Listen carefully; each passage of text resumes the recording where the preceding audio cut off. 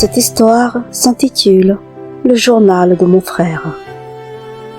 Ayant grandi au sein d'une famille où les pleurs déchirants de ma mère et les cris violents de mon père étaient notre triste réalité quotidienne, une colère brûlante s'est enracinée en moi. Cette haine profonde s'est étendue non seulement envers mon père, mais aussi envers tous ceux qui infligent des actes de maltraitance. En choisissant de devenir assistante sociale, je nourrissais l'espoir sincère de soulager les souffrances des personnes en détresse et de leur offrir un soutien indéfectible. Cependant, aujourd'hui, un sentiment dévorant de culpabilité me ronge de l'intérieur. Mes préjugés m'ont aveuglé et j'ai involontairement causé du tort. Avant de vous dévoiler les événements qui ont conduit à cette culpabilité insoutenable, laissez-moi partager avec vous la dernière page du journal laissée par mon frère. Son cri silencieux, couché sur le papier, révèle les cicatrices invisibles et déchire mon cœur. Voici ce qu'il a écrit. Chaque soir, en rentrant du travail, une vague de bonheur m'envahit dès que je te vois. Ta simple présence efface les tracas de ma journée. Tes yeux pétillants et ton sourire envoûtant m'enchantent, capturant mon regard sans relâche.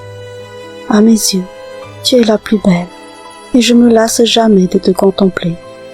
Je me sens chanceux que tu sois là, mais surtout que tu m'appartiennes, que tu sois ma femme.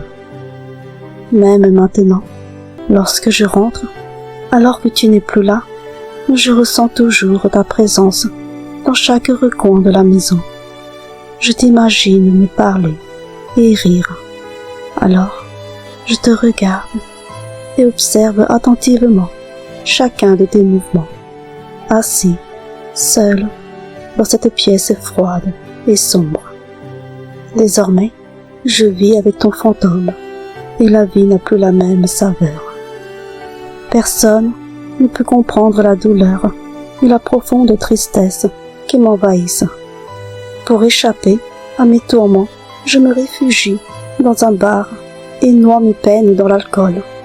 Mais au petit matin, les regrets m'assaillent, car j'ai encore dépensé 50 € alors que je suis accablé de dettes. Mes enfants me manquent terriblement, et je me demande chaque jour comment ils vont. J'espère seulement que leur mère prend bien soin d'eux avec les énormes sommes d'argent que je lui verse. Mon plus grand regret est cette nuit-là, où j'ai cédé à la colère en poussant ma femme et en la giflant. Si seulement je pouvais remonter le temps, mes enfants seraient toujours près de moi. Aujourd'hui, je ne peux même plus m'approcher d'eux. Quand nous étions encore ensemble, j'étais toujours celui à blâmer. Même ma propre sœur prenait toujours son parti. Je peux comprendre qu'elle la soutienne, car elles sont amies. Mais je n'aurais jamais imaginé qu'à la fin, elle la choisirait plutôt que moi, son propre frère. J'ai tout essayé pour m'en sortir, mais la dépression et l'alcool ont fini par me faire perdre mon emploi, aggravant ainsi mes dettes. Aujourd'hui, on m'a annoncé que je devais quitter mon logement dans 2 semaines. J'ai tout perdu dans ma vie. Il ne me reste plus que ma voiture.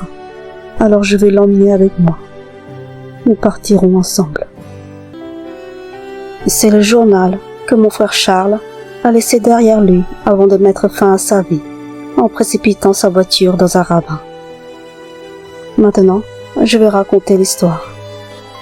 Je m'appelle Clarisse. J'ai rencontré Anna à l'université et très vite, nous sommes devenus des amis inséparables. Lorsqu'un jour, j'ai présenté Anna à mon frère Charles, il est tombé fou amoureux d'elle. Charles, l'aîné de notre famille, était un frère aimant, doux et généreux. On pouvait toujours compter sur lui. Donc, quand Charles et Anna ont commencé à se fréquenter, une joie immense m'a envahi. Puis, 2 ans plus tard, ils se sont mariés. Et je me réjouissais d'accueillir ma meilleure amie au sein de notre famille. Pendant 5 ans, Leur vie était harmonieuse, malgré quelques tensions occasionnelles. Anna et Charles semblaient épanouis, et ils ont eu 2 enfants, une petite fille et un petit garçon. Cependant, la 6e année a marqué un tournant sombre dans leur relation. Anna a commencé à se plaindre des changements de comportement de Charles. Elle m'a confié qu'il avait commencé à sortir le soir avec ses amis et à boire. Souvent, il rentrait ivre et parfois, il devenait violent. Toute la famille a essayé de raisonner Charles, de le faire comprendre les conséquences de ses actes, mais en vain. La relation entre Anna et Charles s'est progressivement détériorée. Anna venait souvent me voir pour partager sa peine et sa détresse. À travers ces mots chargés d'émotions, ma haine envers Charles a commencé à grandir, alimentée par la souffrance qu'il infligeait à Anna. Les souvenirs douloureux de mon père, maltraitant ma mère, étaient encore ancrés en moi, et j'ai instinctivement associé Charles à notre père, craignant qu'il ne suive ses traces. Puis, vint le jour où Anna demanda le divorce. La détresse de Charles était palpable, son cœur brisé résonnait dans chaque recoin de la pièce. Mais au lieu de lui offrir notre soutien, toute la famille le blâmait, car après tout, c'était lui qui avait détruit leur mariage. Ce jour-là, les reproches, les regards accusateurs s'abattaient sur lui sans relâche. Un soir, Anna s'est précipitée chez moi, noyée dans ses larmes. Mon cœur s'est serré en voyant son visage marqué par la douleur. Elle m'a montré une vidéo, une preuve choquante de la violence qu'elle avait subie de la part de Charles lors d'une dispute. On y voyait clairement Charles la pousser violemment, puis lui asséner une gifle brutale. Une vague déferlante de haine et de colère s'est emparée de moi à ce moment-là. J'ai ressenti une rage indescriptible envers Charles pour les blessures physiques et émotionnelles qu'il avait infligées à Anna. Alors je me suis résolue à ne plus adresser la parole à mon frère. Je ne répondais plus du tout à ses appels. Anna a rassemblé des preuves accablantes pour soutenir sa demande de divorce pour faute, y compris la vidéo dévastatrice ainsi que les nombreux épisodes d'ivresse de Charles. Ce sont ces éléments qui ont conduit à la décision de la garde exclusive des enfants accordée à Anna, tandis que Charles se voyait imposer une interdiction formelle de s'approcher d'elle et des enfants.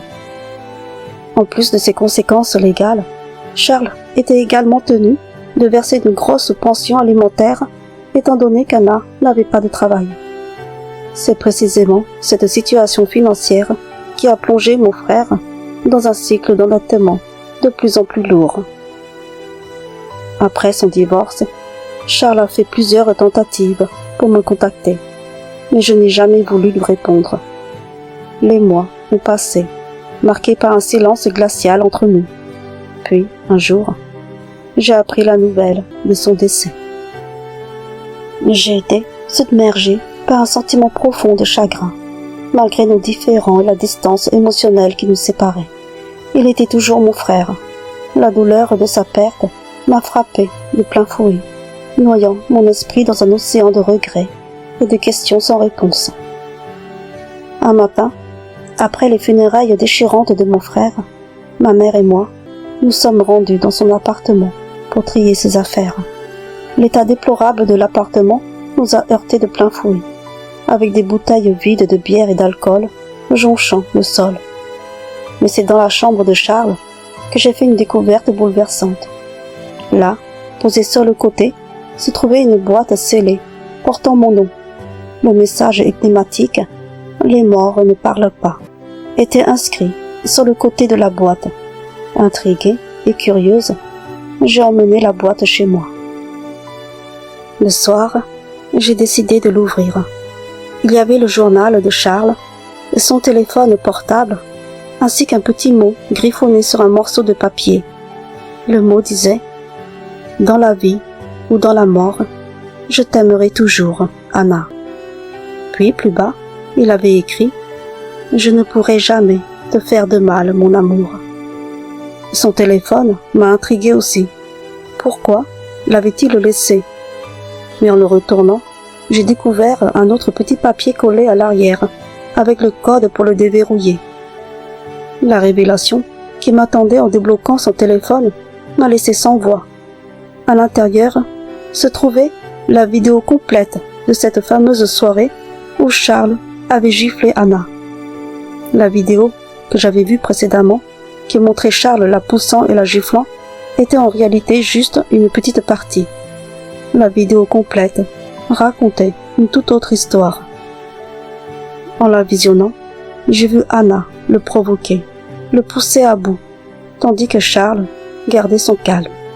Mais, à un moment donné, Anna est allée trop loin, le frappant à plusieurs reprises. Alors, Charles l'a repoussé violemment et lui a asséné une gifle. D'autres vidéos montraient d'autres disputes, avec Anna continuant de le provoquer, poussant Charles à bout jusqu'à ce qu'il finisse par sortir en claquant la porte. À mesure que je regardais ces vidéos, les larmes coulaient sans retenue sur mes joues. Un tourbillon de questions m'envahissait mon esprit tourmenté. « Charles, pourquoi n'as-tu rien dit? Pourquoi n'as-tu rien fait?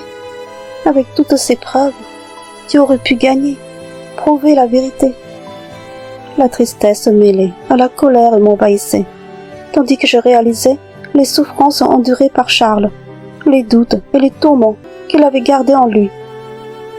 J'ai passé toute la soirée plongé dans la lecture du journal intime de Charles.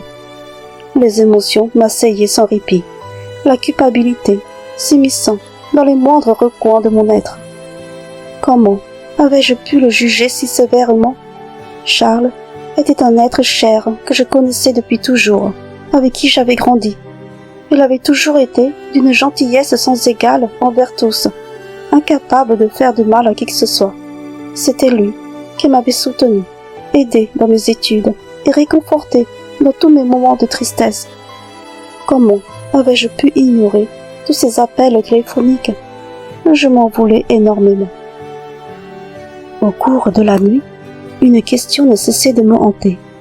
Pourquoi m'avait-il laissé cette boîte? Dans quel but? Puis, le souvenir du petit mot qu'il avait griffonné m'est revenu en mémoire. Dans la vie ou dans la mort, je t'aimerai toujours, Anna. Je ne pourrai jamais te faire de mal, mon amour.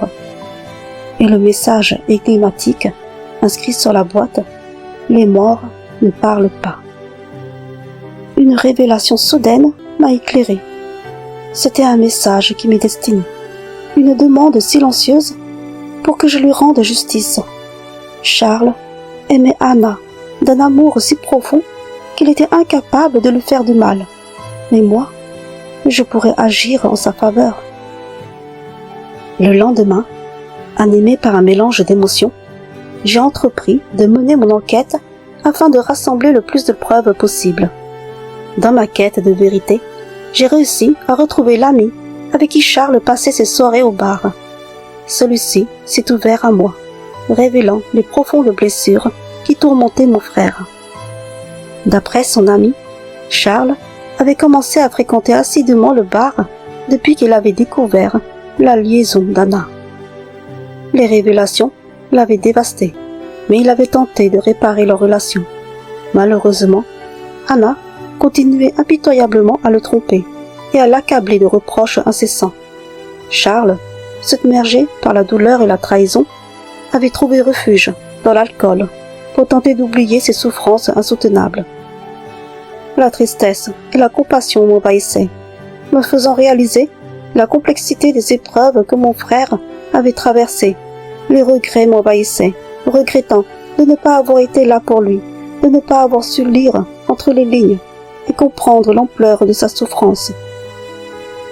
Les jours qui ont suivi, chaque soir, je me suis garé près du logement d'Anna pour observer discrètement ses allées et venues. Au bout du 3e jour, aux alentours de 20 heures, mes yeux ont été témoins d'une scène troublante. Anna est sortie de chez elle et s'est engouffrée dans sa voiture avec son supposé amant. Devant cette découverte, je me suis dirigé vers son logement, appelant ma petite nièce pour qu'elle m'ouvre la porte. Reconnaissant ma voix, elle m'a alors ouvert. Les 2 enfants étaient seuls à la maison, livrés à eux-mêmes.